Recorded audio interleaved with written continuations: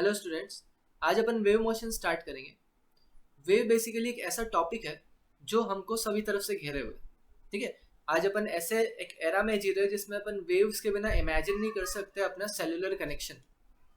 ठीक है, यहाँ से अपन जो भी अपन कॉल कर रहे हैं, जो भी ट्रांसपोर्ट हो रहा है, जो भी बेसिकली इंफॉर्मेशन ट्रैवल हो रही है एक प्लेस से दूसरी प्लेस पर, वो कहीं ना कहीं वेव से रिलेटेड है। ठीक है, यहाँ पे मैं बात कर रहा हूँ लाइट की। लाइट भी एक तरीके से वेव ही है। ठीक है, उस लाइट के स्पेक्ट्रम से ही रेडियो वेव्स ट्रांसमिट होकर हमें सेल्यूलर कनेक्शन प्रोवाइड करती है।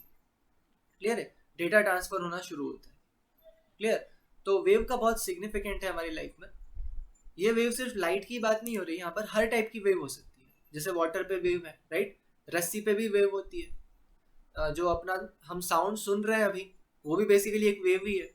क्लियर है, तो अपन क्या करते हैं, पहले एक वेव के बहुत सारे 2-3 ऐसे एग्जांपल्स देखते हैं और फिर वेव को जनरलाइज टर्म में, या फिर हम ये कहें कि एक उसकी डेफिनेशन बनाएंगे। ठीक है, तो अपन पहले एग्जांपल से स्टार्ट करते हैं।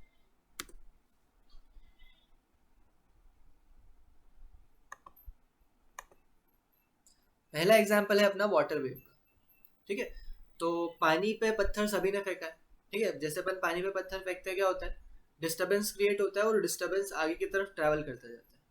पानी वहीं का वहीं ऊपर नीचे ऑसिलेट करना शुरू कर देगा, लेकिन जो डिस्टर्बेंस है वो डिस्टर्बेंस आगे की तरफ बढ़ता जा रहा है, बढ़ता जाता है। ठीक है, जैसे यहाँ पे भी दिख रहा होगा, जैसे ही पानी की बूंद गिरती है वो इसमें मर्ज हो जाती है ना। लेकिन इस पानी की बूंद की वजह से जो डिस्टर्बेंस क्रिएट हुआ है वो आगे की तरफ कंटिन्यूसली बढ़ता जाता है। ठीक है, तो ये एक तरीके की वेव है। ठीक है, अगला एग्जाम्पल देखते हैं। नेक्स्ट एग्जाम्पल देखें अपन। नेक्स्ट एग्जाम्पल है वेव्स ऑन द स्ट्रिंग। एक रस्सी बांधो और उस रस्सी को थोड़ा सा डिस्टर्ब कर दो। ठीक है, जैसे ही उस रस्सी को डिस्टर्ब करेंगे क्या होगा, एक तरीके की वेव प्रोड्यूस होगी, है ना। देखना ध्यान से, जैसे ही इसको डिस्टर्ब किया, ये ऑसिलेटर है, इसको डिस्टर्ब किया तो एक वेव प्रोड्यूस हो गई। ये वेव कंटिन्यूसली आगे बढ़ती जा रही है ना।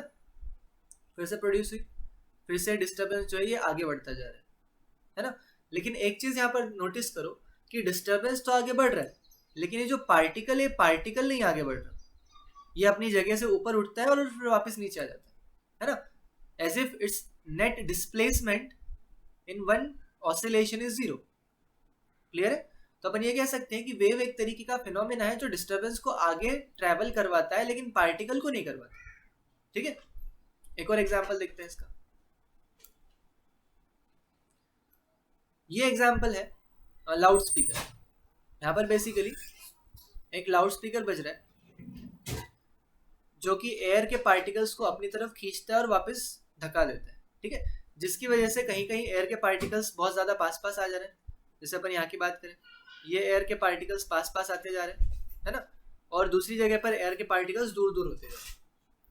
क्लियर, तो अपन ये कह सकते हैं कि ये भी एक तरीके की वेव है। ये भी मीडियम में डिस्टर्बेंस क्रिएट कर रहा है, जिसकी वजह से एयर के पार्टिकल्स का अलग अलग बिहेवियर है ना। यहाँ पर भी अपन एयर के पार्टिकल को ऑब्जर्व करें। लेट्स से रेड वाला पार्टिकल, यहाँ पे पार्टिकल इधर गया फिर वापस आया, फिर इधर गया फिर वापस आया, फिर इधर गया फिर वापस आएगा। ठीक है, ये वेव बेसिकली यहाँ पे अपन लाउड स्पीकर बंद हो गया, यदि फिर से चालू होगा तो फिर से सेम फिनोमेना ऑब्जर्व होगा। ठीक है, ये अभी जो एयर पार्टिकल है ये रेस्ट पर है, लेकिन जैसे ही लाउड स्पीकर शुरू होता है ये मूव करना शुरू करता है ना। तो अपन फिर से एक रेड वाले पार्टिकल को ऑब्जर्व करते हैं। ध्यान से देखना, ये इधर गया फिर वापस आया, फिर इधर गया फिर वापस आ गया, फिर इधर जा रहा है फिर वापस आ रहा है। तो यदि अपन यहाँ पे ध्यान से देखें तो ये एयर का पार्टिकल इधर भागता है फिर वापस इधर भागता है, फिर इधर भागता है फिर इधर भागता है। तो कह सकते हैं कि अपनी जगह पर ऑसिलेट कर रहा है ना, लेकिन ये डिस्टर्बेंस आगे की तरफ बढ़ता जा रहा है। क्लियर, तो ये भी एक तरीके की वेव है। ठीक है, नेक्स्ट एग्जांपल देखते हैं। नेक्स्ट एग्जांपल है लाइट वेव। ये लाइट वेव ऐसी है जो हमको दिखती नहीं है। ठीक है, लेकिन इसमें भी कुछ इलेक्ट्रिक फील्ड और मैग्नेटिक फील्ड है जो ऑसिलेट करते रहते हैं। क्लियर, तो ये भी एक तरीके की वेव है। इस पे ज्यादा डिटेल्स 12th क्लास में मिलता है, अभी 11th क्लास में इस पे ज्यादा डिटेल नहीं है। ठीक है, 12th क्लास में इस पे डेडिकेटेड एक इंटायर चैप्टर है। इनफैक्ट हम ये बोले कि इंटायर यूनिट है लाइट पर। क्लियर है, तो अपन आगे बढ़ते हैं और ये ऑब्जर्व करते हैं कि इन सब में कॉमन चीज क्या है। इन सब में यदि अपन ध्यान से देखें तो जो कॉमन है वो कॉमन है डिस्टर्बेंस, है ना। चाहे लाइट वेव की बात करें या फिर अपन वाटर वेव की बात करें या फिर स्पीकर के द्वारा जो प्रोड्यूस हो रही है उस वेव की बात करें, इन सब में एक चीज़ कॉमन है कि डिस्टर्बेंस है और वो आगे की तरफ प्रोपगेट हो रहा है। ठीक है, डिस्टर्बेंस आगे की तरफ बढ़ता जाता है, लेकिन मीडियम है, यदि मीडियम है तो उसके पार्टिकल्स जो है वो वहीं के वहीं या तो ऐसे ऐसे ऑसिलेट कर रहे थे साउंड के केस में, या फिर ऐसे ऐसे ऑसिलेट कर रहे थे रस्सी के केस में, है ना। तो हम ये कह सकते हैं कि वेव, यदि उसको अपन डिफाइन करें तो वेव इज अ डिस्टर्बेंस, है ना, जो कि प्रोपगेट होता है और अपने साथ एनर्जी और मोमेंटम को कैरी करे हुए होता है, जो कि एनर्जी को वन प्लेस से दूसरे प्लेस तक पहुंचाता है। लेकिन यहाँ पर मास का कोई या फिर मैटर का कोई ट्रांसपोर्टेशन नहीं होता। ठीक है, जैसे अपन ने साउंड में भी देखा था, तो जो रेड वाला पार्टिकल इधर जाता है फिर इधर आता है, नेट डिस्प्लेसमेंट उसका जीरो हो गया, फिर इधर गया फिर इधर आया, नेट डिस्प्लेसमेंट जीरो हो गया। लेकिन जो डिस्टर्बेंस है वो डिस्टर्बेंस कंटिन्यूसली आगे बढ़ता जा रहा था। क्लियर है। सेम चीज अपन ने स्ट्रिंग में भी देखी थी। स्ट्रिंग में अपन ने पल्स क्रिएट करी, तो पल्स बेसिकली इधर से इधर कंटिन्यूसली बढ़ती जा रही है, लेकिन उसके पार्टिकल्स ऐसे ऐसे ऑसिलेट करे जा रहे हैं। राइट, अगेन पार्टिकल ऊपर गया फिर वापस नीचे आ गया, नेट डिस्प्लेसमेंट उसका क्या हो गया, जीरो, है ना। तो यहां से अपन ये बोल सकते हैं कि डिस्टर्बेंस है वेव जो कि अपने साथ एनर्जी कैरी किए हुए है, और एनर्जी है तो मोमेंटम भी है, यानी एक वेव अपने साथ एनर्जी और मोमेंटम कैरी करे हुए है without actual motion of the mass. Clear है। So this type of phenomena is called wave motion. Clear है। अब ये वेव जो है ये अलग अलग बेसिस पर क्लासिफाइड है, तो अपन वो क्लासिफिकेशन पढ़ लेते हैं। ठीक है, तो वेव्स का क्लासिफिकेशन हम देख रहे हैं। वेव्स बेसिकली 4 बेसिस पर क्लासिफाइड है। इसमें अपन पहला देख रहे हैं। पहला जो क्लासिफिकेशन है, this is based on necessity of medium. ठीक है, नेसेसिटी ऑफ मीडियम के अकॉर्डिंग वेव्स को 2 तरीके से क्लासिफाइड किया गया है। एक टाइप है मैकेनिकल वेव और दूसरा टाइप है non mechanical wave. Mechanical waves वो सारी वेव्स हैं जिनको प्रोपगेट करने के लिए मीडियम की रिक्वायरमेंट होती है। जैसे एग्जाम्पल के तौर पर अपन देखें, स्पीकर यदि बज रहा है, तो स्पीकर बज रहा है तो अपने पास की एयर को कंप्रेस और रेयरफेक्शन में प्रोड्यूस कर रहा है, राइट, जिसकी वजह से साउंड ट्रैवल कर रहा है ना। यदि मीडियम यानी कि ये एयर पार्टिकल्स हटा दे तो वो किसको कंप्रेस और रेयरफेक्ट करेगा, राइट। इसका मतलब साउंड वैक्यूम में प्रोपगेट नहीं हो सकता। क्लियर है। सो ऐसी वेव जिनको मीडियम की रिक्वायरमेट होती है, these are called mechanical wave. तो हम कह सकते हैं कि sound is a mechanical wave, example उसका साउंड वेव। और यही रीजन है कि स्पेस में बातें नहीं की जा सकती। क्यों? क्योंकि वहां पर एयर है ही नहीं, तो फिर कंप्रेशन रेयरफेक्शन नहीं होगा। कंप्रेशन रेयरफेक्शन नहीं होगा तो फिर एयर डिटेक्ट नहीं करेगा, तो साउंड सुनाई नहीं देगा। क्लियर है। दूसरा इसका एग्जाम्पल है वाटर वेव, जो अपन ने एग्जाम्पल देखा था पहला वाला। ऑब्वियस सी बात है, यदि वाटर पे वेव बनानी है और वाटर ही नहीं है तो कैसे वाटर वेव बनेगी, राइट। तो वाटर वेव के लिए वाटर होना जरूरी है, and that is the medium for the wave, hence it is a mechanical wave. Clear. एक और example, wave on a string. रस्सी पे जो हम वेव बना रहे थे वो उसके लिए भी रस्सी होना जरूरी था। रस्सी नहीं होती तो वेव कैसे बनती। क्लियर है। So this all types of waves which require medium are called mechanical. ठीक है। दूसरा एग्जांपल देखें, non mechanical wave. Non mechanical wave वो वेव होती है जिसको मीडियम की रिक्वायरमेंट होती ही नहीं। इसका जो फेमस एग्जांपल है दैट इज लाइट। लाइट एक ऐसी वेव है जिसको मीडियम की रिक्वायरमेंट होती नहीं। तो मीडियम की रिक्वायरमेंट होती नहीं, इसलिए तो सन से अर्थ तक लाइट आ पा रही है, राइट। क्योंकि अर्थ से सन तक कोई मटेरियल है नहीं, मीडियम है नहीं बीच में, वैक्यूम है, एयर भी नहीं है बीच में। अगला जो क्लासिफिकेशन है, this classification is based on motion of mediums particle. ठीक है, मतलब मीडियम के पार्टिकल किस तरीके से वाइब्रेट कर रहे हैं उसके अकॉर्डिंग वेव्स में क्लासिफिकेशन किया गया। ठीक है, तो अपन इसको प्ले करके देखते हैं कि किस तरीके का क्लासिफिकेशन है। पहला जो क्लासिफिकेशन यहाँ पर दिख रहा है दैट इज ट्रांसवर्स वेव्स। ठीक है, ट्रांसवर्स वेव्स में क्या होता है, ध्यान से सुनना, है इंपॉर्टेंट है। ट्रांसवर्स वेव में यदि अपन ध्यान से देखें तो वेव जो है वो इस डायरेक्शन में ट्रैवल कर रही है ना। जैसे ये वेव ये चली यहाँ से यहाँ तक आ गई, रेड पेन से दिखाता हूँ, ये यहाँ से चलना शुरू हुई तो यहाँ से यहाँ तक चलती जा रही है, दिख रहा है। फिर से चले अपन, ये वेव आगे बढ़ती जा रही है ना। लेकिन जो मीडियम के पार्टिकल है वो मीडियम के पार्टिकल ऊपर से नीचे की तरफ ऑसिलेट कर रहे हैं। देखो, यदि अपन इस पार्टिकल की बात करें तो ये पार्टिकल ऐसे ऐसे ऑसिलेट कर रहा है, right. So it is the propagation of direction of propagation of wave. ये जो दिख रही है this is basically direction of propagation of wave, right.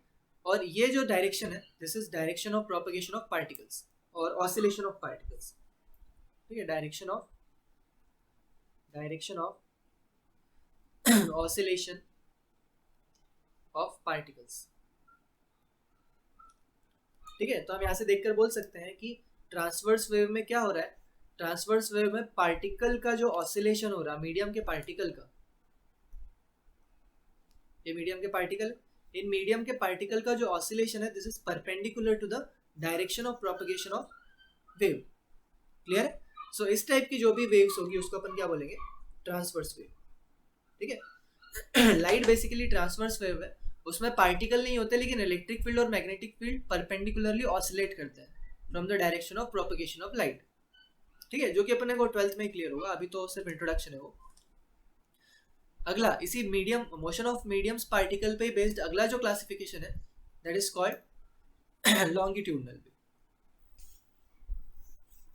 Longitudinal wave के बारे में देखते हैं क्या है.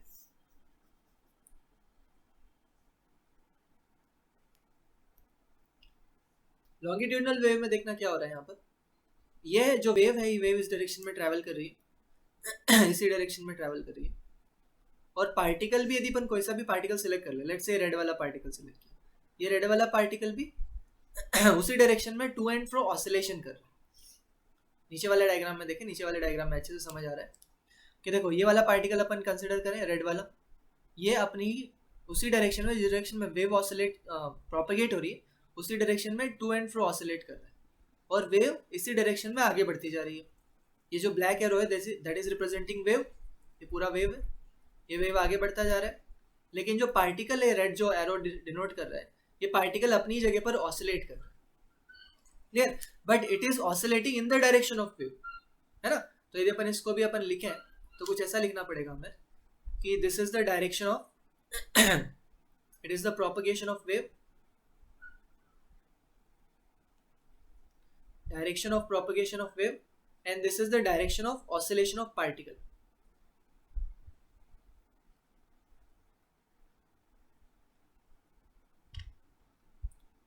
ठीक है, तो यहां से देखकर हम ये बोल सकते हैं कि वो सारी वेव्स जिसमें direction of propagation of particle is basically parallel to the direction of propagation of wave is called longitudinal wave. Clear है. तो लॉन्गिट्यूडनल और ट्रांसवर्स में डिफरेंस समझ आया. हमने जो वेव ऑन द स्ट्रिंग देखी थी उसमें पार्टिकल ऊपर से नीचे की तरफ आ रहा था, राइट. और जो प्रोपगेशन ऑफ वेव था वो इस तरफ था. तो जो वेव ऑन स्ट्रिंग है that is basically transverse wave. ठीक है. साउंड वेव जो हमने देखा था उसमें रेड पार्टिकल इधर से इधर आगे पीछे भाग रहा था और इसी डायरेक्शन में वेव भी प्रोपगेट कर रही थी. तो वो एक लॉन्गिट्यूडनल वेव की वेव का एग्जाम्पल है. ठीक है. ओके, नेक्स्ट अपन क्लासिफिकेशन देखते हैं.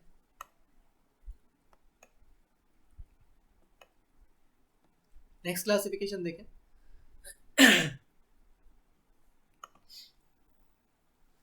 अगला जो क्लासिफिकेशन है this is based on the energy propagation. ठीक है, एनर्जी प्रोपगेशन पे ये बेस्ड है क्लासिफिकेशन. और उसमें पहला जो क्लासिफिकेशन है, पहला जो टाइप है that is called progressive wave. Progressive wave क्या होती है, ये वो वेव है जो कंटिन्यूसली आगे बढ़ती जाती है, रुकती नहीं है. ठीक है, जिस तरीके से यहाँ पे दिख रहा होगा कि ऑसिलेटर है जो वाइब्रेटर है जो वाइब्रेट किए जा रहा है जिसकी वजह से रस्सी पर वेव क्रिएट हो रही है. और देखो ध्यान से, ये वेव जो है कंटिन्यूसली आगे बढ़ती जा रही है. ये वेव कंटिन्यूसली आगे बढ़ी, जैसे यहाँ से रिपल क्रिएट होता है ये आगे बढ़ता जाता है. क्लियर है. तो ऐसी वेव जो हमेशा आगे बढ़ती जाती है उनको अपन प्रोग्रेसिव वेव बोलते हैं. क्लियर है.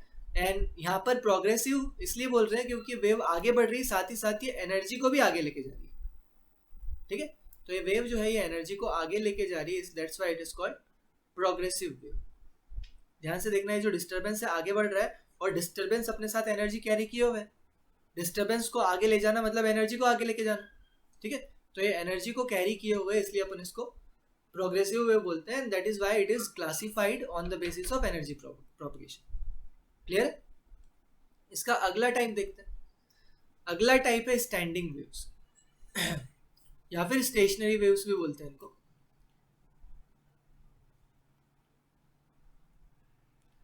These are called standing waves और stationary wave. It is also based on the propagation of energy. ठीक है, यहाँ पर ध्यान से देखना, किसी भी इंस्टेंट पर जो वेव है वो ऑसिलेट तो कर रही है, मतलब वेव डिस्टर्बेंस तो क्रिएट हो रहा है, लेकिन ये डिस्टर्बेंस इन दो पोल्स के बीच में कन्फाइंड है ना, मतलब एनर्जी जो है इन दोनों पोल्स के बाहर नहीं जा पा रही, ये यहीं कहीं ऑसिलेट होती जा रही है। क्लियर? तो ऐसी जो वेव होती है उसको अपन स्टैंडिंग वेव्स बोलते हैं। क्लियर? ये भी अपन इसी चैप्टर में पढ़ेंगे, आगे आएगा ये।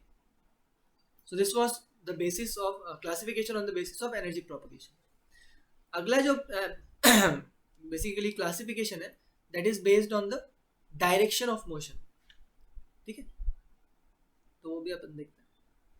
It is based on the direction of propagation. Another classification is based on direction of propagation. इसमें पहली जो है that is one dimensional wave. one dimensional वो wave है जो कि एक डायरेक्शन में जा रही होती है। By the name it is clear कि एक डायरेक्शन में होगी, एक ही डायरेक्शन में इसकी ट्रैवलिंग होगी। ठीक है, तो यदि वेव ऑन स्ट्रिंग की बात करें अपन, तो रस्सी पे जो वेव बनती है वो बेसिकली वन डायमेंशनल वेव है, क्योंकि वो इसी डायरेक्शन में या फिर इस डायरेक्शन में जा रही होगी। ठीक है, अगला जो है two dimensional wave. Two dimensional wave का सबसे अच्छा एग्जाम्पल क्या है? Waves on the water surface. Water की सरफेस पे अपन ने पत्थर फेंका तो जो सर्कल्स क्रिएट होते हैं वो बेसिकली वाटर की सरफेस पे ही ट्रैवल करते हैं, राइट? तो उसको अपन टू डायमेंशनल वेव बोलेंगे। थ्री डायमेंशनल वेव का एग्जांपल, थ्री डायमेंशनल का वेव का एग्जांपल है साउंड वेव। साउंड जैसे ही क्रिएट हो रहा है वो सब तरफ फैल रहा है, राइट? तो इसका फैलाव थ्री डायमेंशनल है, तीनों डायरेक्शन में वो वेलोसिटी से आगे बढ़ रहा है। That's why it is called three dimensional wave. Clear? So ये था क्लासिफिकेशन। क्लासिफिकेशन में अपन ने चार टाइप के क्लासिफिकेशंस पढ़े। उन क्लासिफिकेशंस के नाम क्या क्या थे देख लेते हैं एक बार।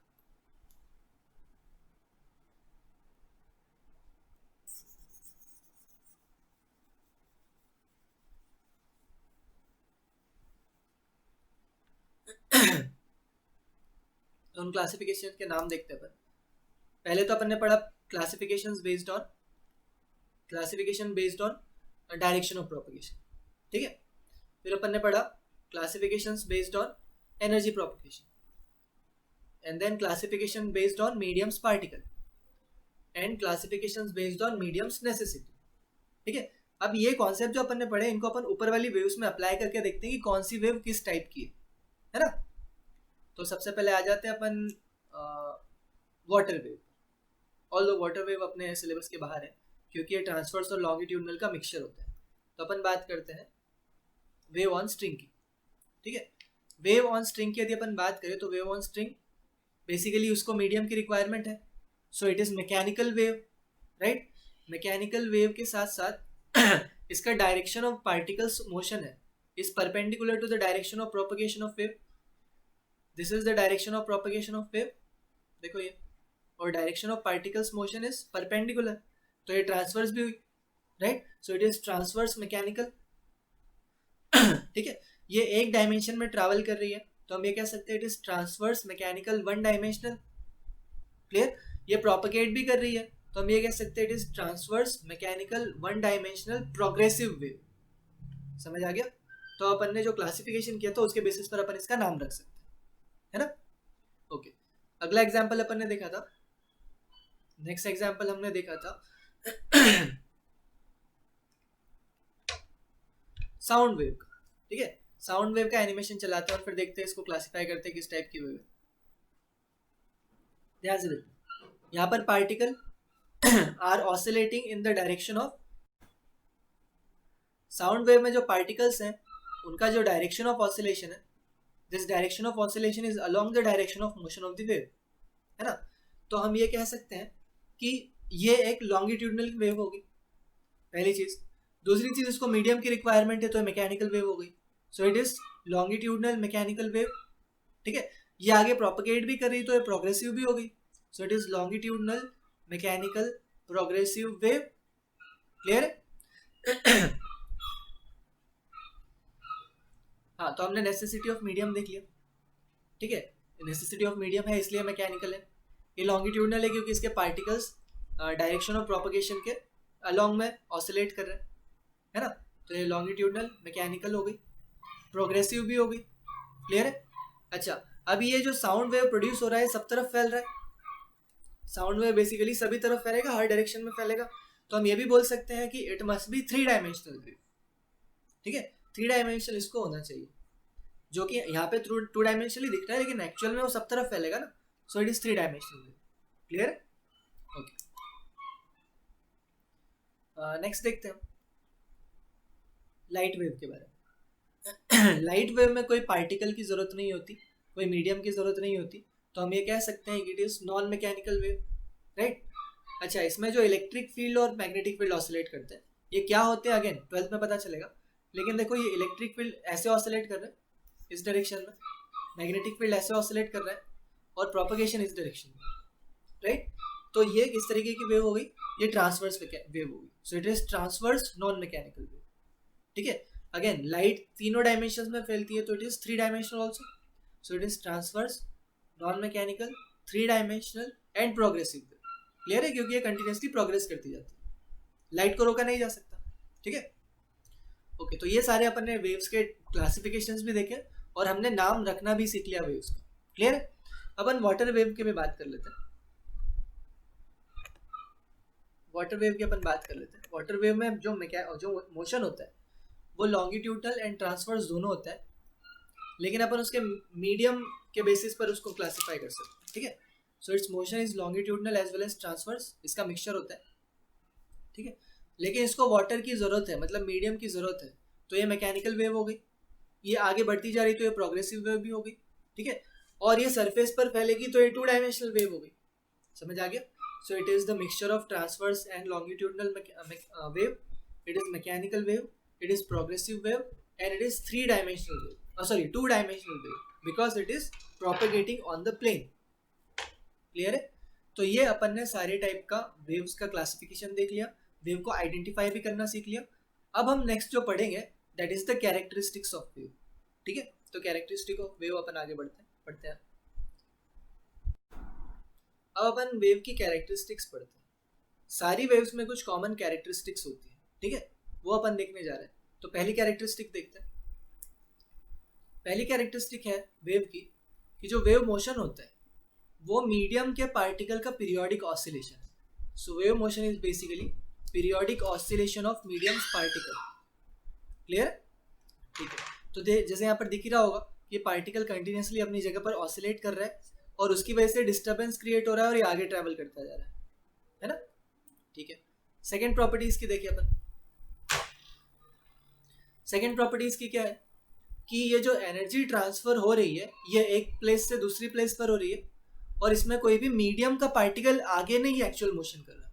ठीक है, मतलब मीडियम का पार्टिकल एक पोजीशन से दूसरी पोजीशन पर जाकर एनर्जी ट्रांसफर नहीं कर रहा है, वो अपनी ही जगह पर ऑसिलेट करके आगे एनर्जी भगा दे रहा है या फिर आगे वाले पार्टिकल को ट्रांसफर कर दे रहा है। ठीक है, अगेन सेम एनिमेशन है, तो अपन ध्यान से देखें इसी को कि यहाँ पर क्या हो रहा है। यहाँ पर बेसिकली ये पार्टिकल को यदि अपन देखें तो ये पार्टिकल अपनी जगह पर ऑसिलेट किया जा रहा है ना, ये अपनी जगह पर ऑसिलेट किया जा रहा है, डिस्टर्बेंस प्रोड्यूस होता जा रहा है और वो डिस्टर्बेंस आगे अपने साथ एनर्जी कैरी किया है। जैसे ये देखो ये एनर्जी कैरी किया हुआ है, ये अपनी तरफ पे आगे बढ़ता जा रहा है। क्लियर है? नेक्स्ट देखते हैं, नेक्स्ट इसकी प्रॉपर्टी देखें हम।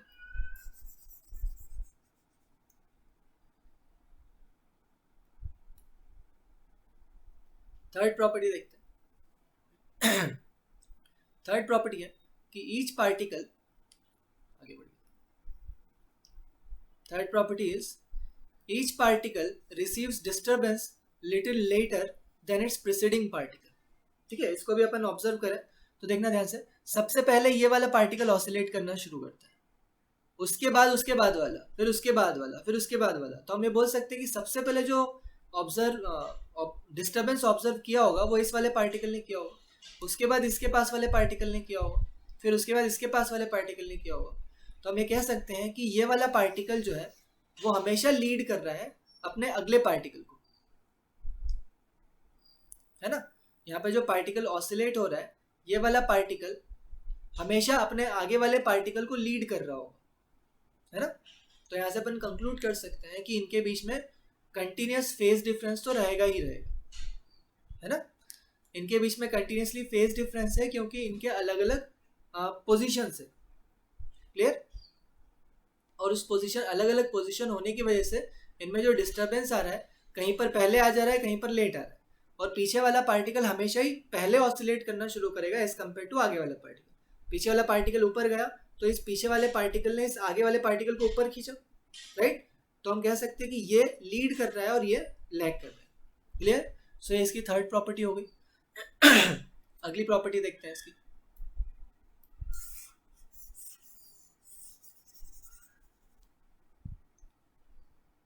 नेक्स्ट प्रॉपर्टी, फोर्थ प्रॉपर्टी, वो ये है कि जो वेव होती है उसकी दो तरीके की स्पीड होती है, ठीक है। एक तो स्पीड ऑफ वेव होगी और दूसरी स्पीड ऑफ पार्टिकल्स होगी, ठीक है। जैसे यहाँ पे अपन फिर से वीडियो चला के देखते हैं, देखना ध्यान से। यदि मैं वेव के साथ ट्रैवल करूँ तो ये वेव की स्पीड है, ये इस डिस्टर्बेंस की स्पीड, देखो ध्यान से, रेड डॉट को देखते जाओ तो पता चल जाएगा, this is the speed of wave, ठीक है, it is the speed of wave, दिख रहा है। लेकिन पार्टिकल की स्पीड यदि अपन देखें तो ये पार्टिकल की स्पीड होगी, इधर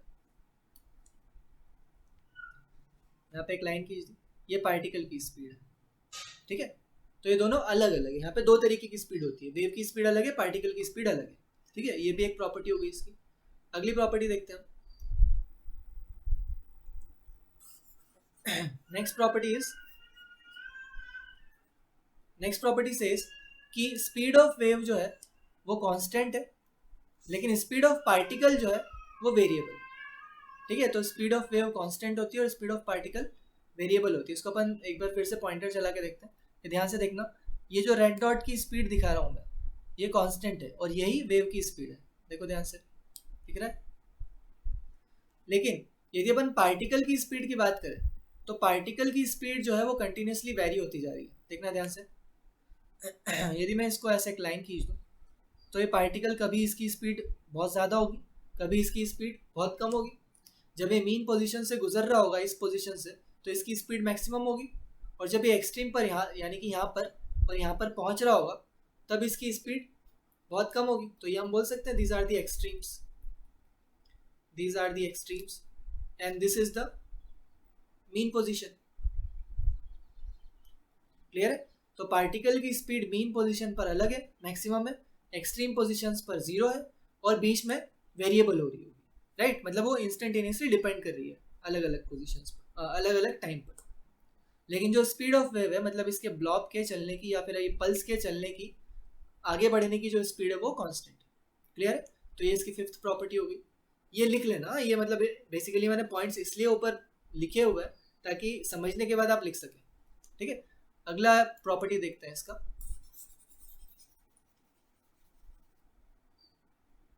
next property of the wave is propagation के लिए मैकेनिकल वेव को दो चीज़ों की ज़रूरत होती है, ठीक है। वो दो चीज़ हैं इलास्टिसिटी एंड इनर्शिया, ठीक है। इलास्टिसिटी इसलिए ज़रूरी है, यदि अपन स्ट्रिंग की बात करें तो स्ट्रिंग में जो पार्टिकल्स है वो ऊपर गए, उनको वापस अपना शेप रिगेन करना पड़ेगा स्ट्रिंग को, अदरवाइज वो स्ट्रिंग लूज हो जाएगी और वेव आगे डैम्प हो जाएगी, या फिर अपन ये कहें कि वेव डिमिनिश होती जाएगी, तो वेव ट्रैवल नहीं कर पाएगी, क्लियर है। तो इलास्टिसिटी इसलिए ज़रूरी है, क्लियर। और inertia is basically we can say it must have mass per unit length in case of string, clear. मतलब वो स्ट्रिंग के जो पार्टिकल है उनका कुछ ना कुछ मास होना चाहिए, and that is very practical. Mass नहीं होगा तो फिर स्ट्रिंग कैसे बनेगी, क्लियर है।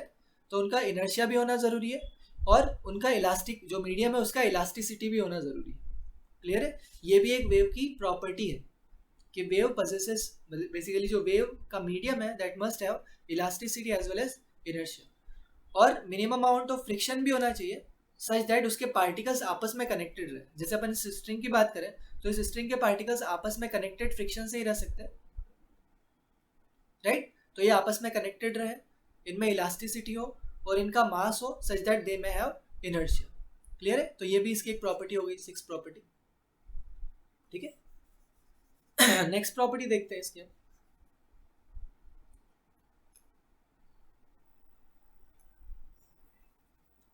इसकी जो नेक्स्ट प्रॉपर्टी है, that next property is displacement of any particle of the medium from its mean position is function of position and time.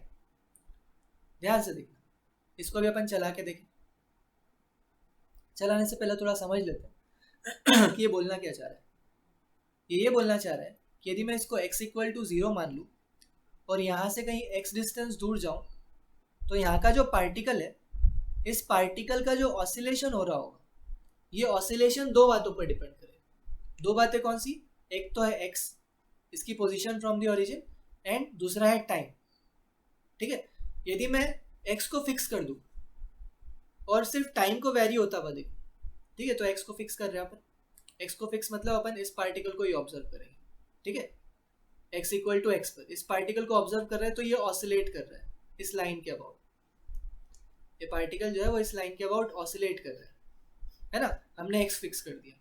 ठीक है, अब अपन टाइम फिक्स कर देते हैं।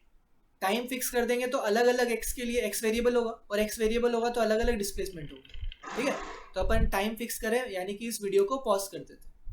इस वीडियो को अपन ने पॉज कर दिया तो टाइम फिक्स हो गया। टाइम फिक्स होने की वजह से क्या हुआ, अलग अलग पार्टिकल का जो डिस्प्लेसमेंट है मीन पोजीशन से, लेट्स से इस पार्टिकल की बात करें तो वो अलग होगा, इस पार्टिकल का मीन पोजीशन से डिस्प्लेसमेंट अलग है, इस पार्टिकल का मीन पोजीशन से डिस्प्लेसमेंट अलग है।